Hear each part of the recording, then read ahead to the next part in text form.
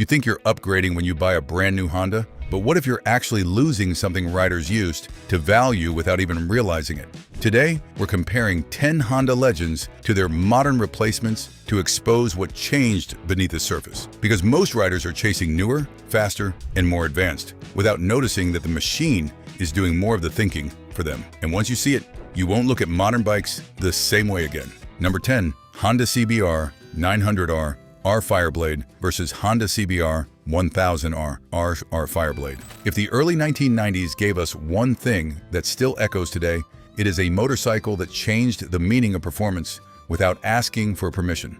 The original Honda CBR 900R Fireblade did not arrive to follow rules. It arrived to rewrite them completely. While other manufacturers chased bigger engines and headline horsepower, Honda, led by Tadao Baba, took a different path. They built a machine around balance, precision, and a kind of intuitive control that made every mile feel deliberate. With just over 120 horsepower and a weight that felt shockingly light for its class, the Fireblade delivered something rare. Performance you could actually use, not just admire. There were no electronic safety nets waiting in the background, no systems correcting your mistakes. What you felt in your hands was exactly what the motorcycle gave back. It demanded attention, but it rewarded skill in a way modern machines rarely attempt anymore. Fast forward to today, and that same name now belongs to the Honda CBR 1000R RR Fireblade. On paper, it is astonishing. Over 200 horsepower, aerodynamic winglets slicing through the air, layers of electronics constantly interpreting throttle input, traction, lean angle, and braking force. It is engineered to be faster, sharper, and undeniably more advanced. But advancement comes at a cost, and not just in dollars. Where the original Fireblade felt like an extension of the rider, the modern version often feels like a conversation with software. Every input is filtered, adjusted, and managed before it reaches the pavement. It is precise, yes, but also distant. Even the riding experience reflects this shift, and the older machine strikes a balance between aggression and everyday usability, while the newer one leans heavily toward track-focused intensity, asking far more from the rider in return. And that is where the real question begins, because this is no longer just about speed or specifications. It is about what kind of riding experience you value. One machine gives you everything exactly as it is. The other decides how much you are allowed to feel. If this kind of breakdown is exactly what you've been missing, real insight without the marketing spin, hit that like button, drop a hype, and subscribe. That's what keeps this channel focused on what actually matters when the miles start adding up, not just what looks good on paper. And as we move to the next position, that tension between connection and control only becomes more difficult to ignore. Number 9, Honda CBR 600F4i versus Honda CBR 650R. There was a time when a middleweight sport bike was not a stepping stone, it was the final destination. And few machines captured that spirit better than the Honda CBR 600F4i. This was a motorcycle that earned its reputation without shortcuts. No layered electronics, no artificial assistance, just a finely tuned balance between power, weight, and rider input. With around 110 horsepower from a high revving inline 4, it delivered a surge that rewarded commitment without ever feeling intimidating. It was sharp, responsive, and most importantly, honest. Riders did not just operate the F4i, they connected with it. It had that rare ability to make everyday riders feel confident while giving experienced hands something to truly master. Now look at its modern counterpart, the Honda CBR 650R. At first glance, it seems like progress. Updated styling, refined engineering, and a full list of modern features. But beneath that polished surface, something essential has shifted. The older machine was built around performance first. The newer one feels shaped by compromise. Heavier, more restrained, and tuned for accessibility rather than excitement, it trades the thrilling top-end rush for a smoother, more controlled delivery. Even the cost reflects this change. The earlier model remains accessible, offering a level of performance that still feels engaging today, while the newer version asks significantly more without delivering the same emotional return. And then there's the riding experience, the F4. I invite you to push, to learn, to improve. The 650R, on the other hand, smooths everything out, making the ride easier but also less memorable. It removes the sharp edges, and with them, some of the character that defined the class. Comfort adds another layer to the story. The older bike manages to feel both sporty and surprisingly livable. while the newer one sits in an awkward space between aggression and restraint, never fully committing to either. And that is where the difference becomes impossible to ignore. One machine challenges you to grow, the other ensures you never have to. Now, after seeing how power and balance changed in these middleweight and leader class bikes, here's something worth asking. Which one actually made you feel more confident, the simpler bike or the more advanced one? Let us know in the comments, because that difference usually defines what riders stick with long term. Still, there's a catch. That kind of high-strung character isn't for everyone. Some riders don't want to chase red lines just to feel engaged. They want depth, versatility, something that works everywhere, not just at the top end. Which is why attention naturally shifts to the next answer. A machine built around balance, not extremes, carrying a legacy that blends sport and distance without relying on electronic interference. Number 8. Honda VFR 800 versus Honda VFR 800F. There was a time when Honda built machines that did not need to shout. They simply proved themselves over miles, years, and riders who refused to let them go. The VFR 800 is one of those machines. Produced through the late 1990s and into the early 2000s, it carried a V4 engine that felt deliberate in everything it did. Around 100 horsepower, delivered in a smooth, rising wave that never rushed, never hesitated. And at the center of it all, gear-driven cams. A rare, precise system that spoke to long-term durability, not short-term savings. It was not just engineering, it was intent. And what makes this engine even more important in the bigger picture is that Honda didn't stop refining this V4 philosophy here. Because further down this list, there is another motorcycle where that same engine character is pushed much further, where the delivery becomes far more aggressive and less about balance and more about raw presence. Then came the VFR 800F. At first glance, it feels like a respectful continuation. Same V4 layout, similar performance numbers, a cleaner, more modern finish with added electronics layered in. But the closer you look, the more the story changes. Start with value. An older VFR 800 today can be found between $4,000 and $7,000. The newer version entered the market close to $13,000 and even now holds a much higher resale. So what are you really paying for? Because under the surface, something important shifted. The gear-driven cams are gone, replaced with chains. Simpler, quieter, easier to produce, but no longer exceptional. Add in variable valve, timing, and the power delivery gains a slight interruption where the system steps in. The original never needed that. It delivered power exactly as requested, clean, steady, and predictable. On the road, the difference is clear. The older bike settles into distance with a natural, relaxed feel. The newer one sharpens its posture, chasing precision at the cost of ease. And that is where the balance changed. Because the VFR was never about chasing progress, it was about getting it right the first time. But even that balance has its limits.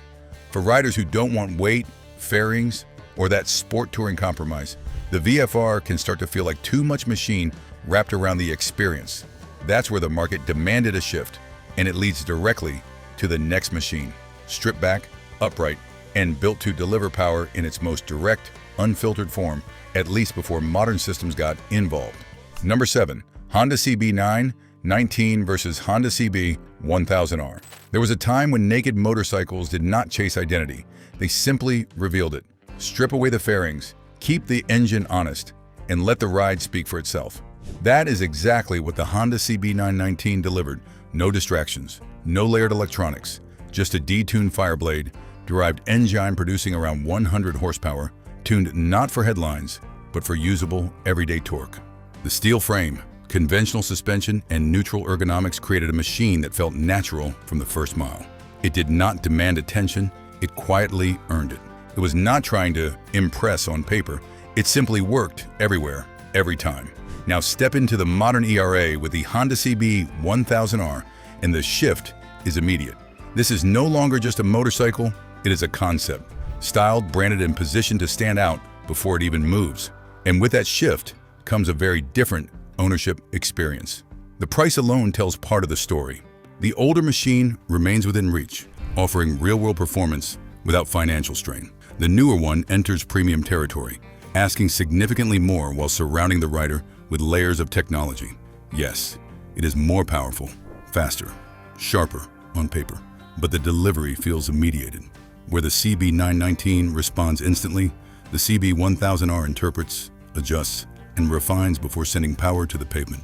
Even the ride reflects this contrast.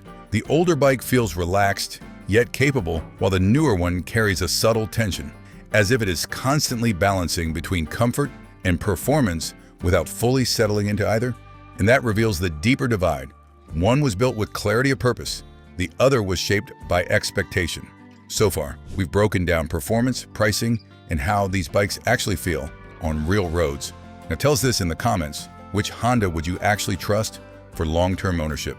And while you're there, make sure to like the video and subscribe if this kind of honest comparison is what you want more of. Now, getting back to where the shift becomes impossible to ignore. As we move forward, that loss of simplicity becomes even more pronounced, and the next machine takes this shift in an entirely different direction. Number 6, Honda X R650R versus Honda CR F450RL.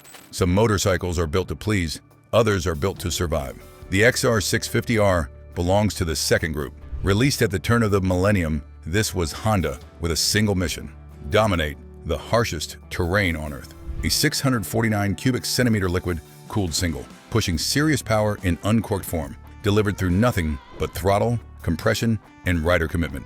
No starter button, no electronic safety nets, just a machine that demanded respect and returned it with relentless capability. This is the bike that conquered Baja. Not gently, not politely, absolutely. Then comes the modern answer, the CRF 450RL. At first glance, it looks sharper, more advanced, more refined. Fuel injection, tighter tolerances, street legal from the factory. But the intent has shifted. Start with cost. A well-kept XR 650R can still be found between $4,000 and $7,000. The CRF 450RL enters closer to $11,000 once it is out the door. That is a serious jump, and it raises a serious question, because performance tells a different story. The newer machine produces less usable power in stock form, held back by emissions and noise limits. Maintenance comes faster, oil changes come sooner, and ownership starts to feel more demanding than freeing. The XR, built heavy-duty, tuned for endurance, and happy to run hard without constant attention. Even starting the bike tells you everything. One demands technique and understanding. The other asks for a button. Out on the trail, both are capable, but only one feels purpose-built, because the XR was never designed to fit the world. It was built to conquer it. But that same purity has limits. It's not built for distance, not made for high-speed stability, and not meant for riders chasing effortless performance on open roads.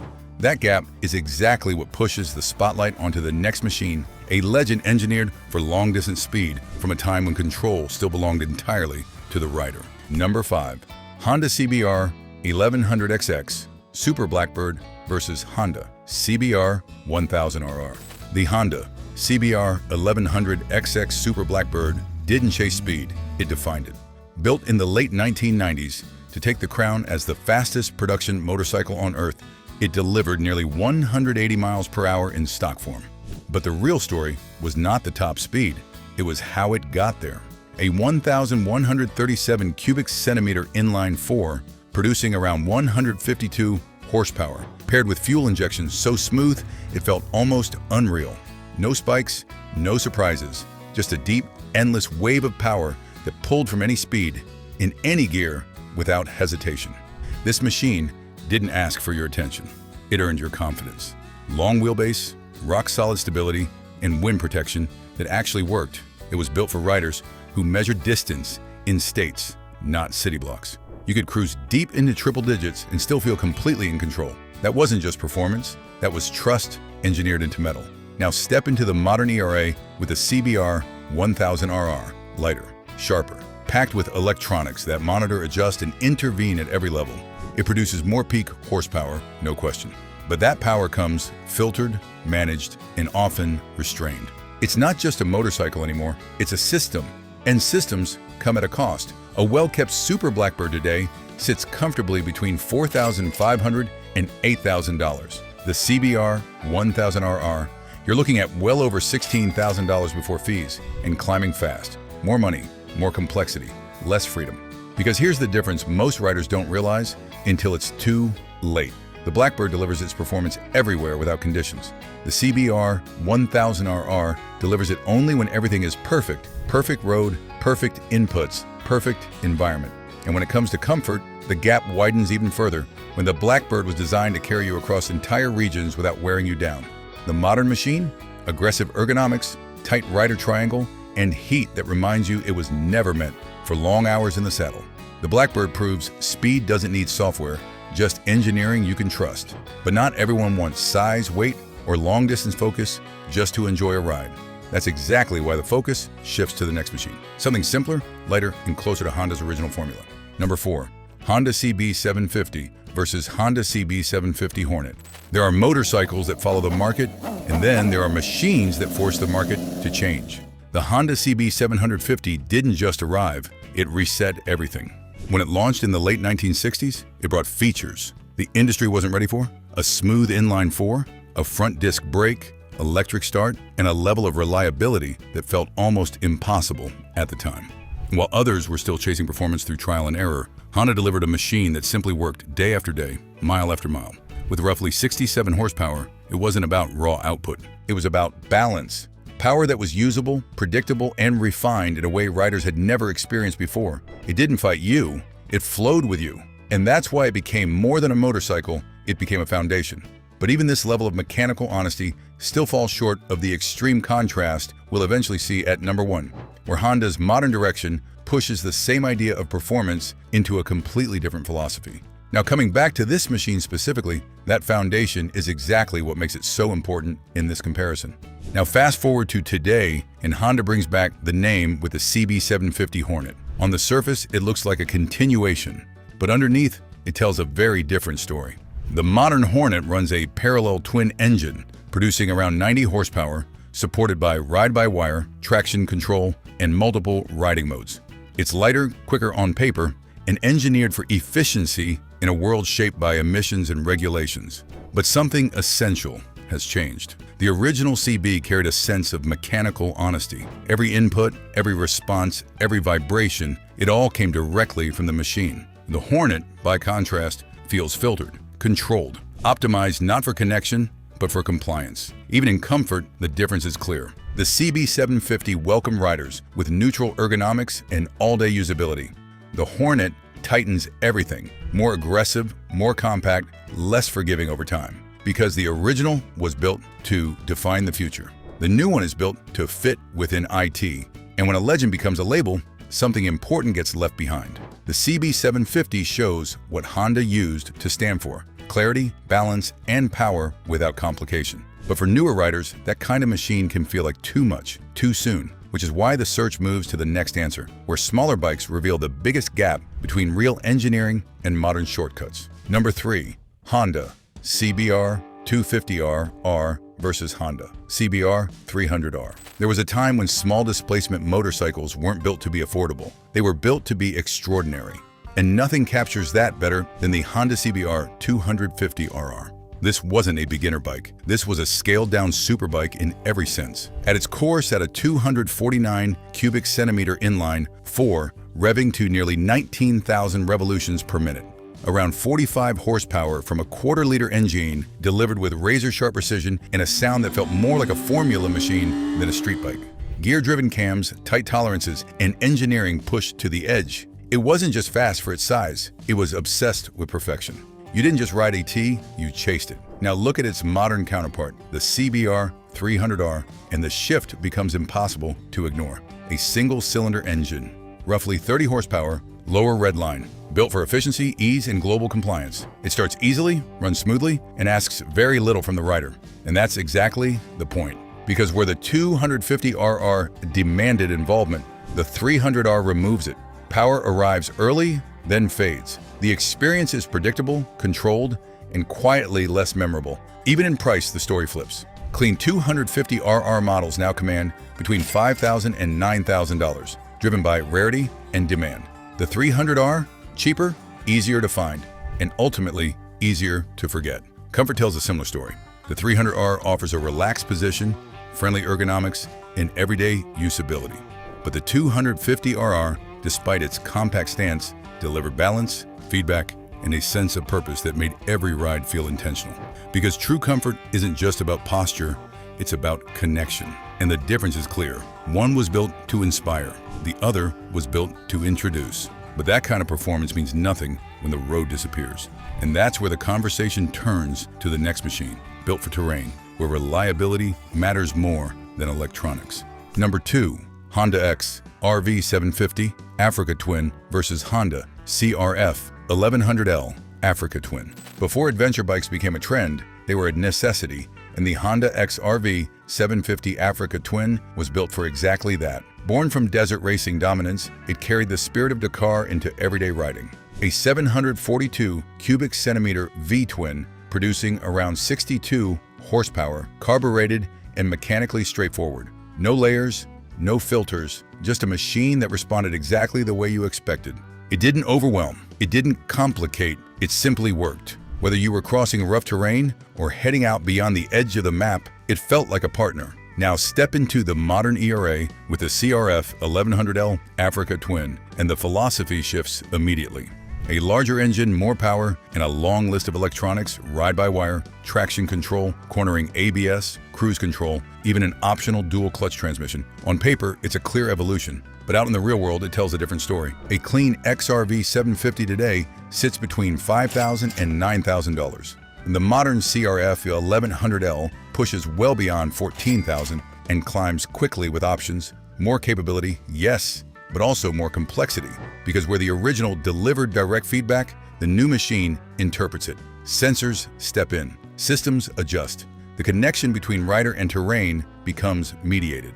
And when it comes to reliability, the difference isn't just durability, it's trust. The older bike could be repaired almost anywhere with basic tools. The modern one demands diagnostics, software, and support. That's not evolution, that's dependency. Are you actually enjoying this kind of no-nonsense breakdown? Hit that like button. And if you want to support the channel on a deeper level, consider becoming a member. You'll get early access to upcoming videos and help us keep this content focused on real riders, not industry trends. The Africa Twin earns trust through simplicity and durability. No systems needed. But for some riders, reliability isn't enough, they want character.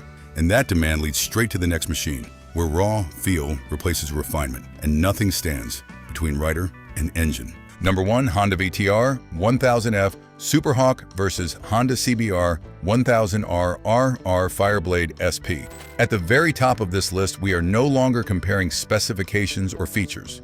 We are confronting something far deeper, the very meaning of motorcycling itself. The Honda VTR 1000F Superhawk was never built to chase perfection. It was built to deliver feeling. Its large displacement V-twin produced strong, immediate torque, responding to every twist of the throttle with a sense of urgency that felt raw and unfiltered. It was not flawless, and that was exactly why riders connected with it. Every ride demanded attention, and in return, it gave something back. Now place that beside the modern flagship, the Honda CBR 1000R RR Fireblade SP. This is engineering at its absolute peak. Extreme power, advanced aerodynamics, electronically controlled suspension, and intelligent systems managing nearly every aspect of the ride. It is precise, controlled, and undeniably capable. But that level of refinement comes with distance. The older machine places a responsibility entirely in the rider's hands. The modern one continuously steps in, refining, correcting, and shaping the experience before it ever reaches the pavement. Even in everyday use, the contrast is clear. The Superhawk offers a riding position that feels natural and accommodating, while the Fireblade SP demands commitment, prioritizing performance over comfort at every turn. And that is where the difference becomes undeniable. One machine invites you to be part of the experience. The other perfects it without you. And if this video made you rethink what better really means when it comes to motorcycles, don't stop here. Tap into the next video and keep going, because once you see this pattern, you start noticing it everywhere. Subscribe to stay ahead of it. Support the channel if you want deeper access, and make sure you hit like before you go.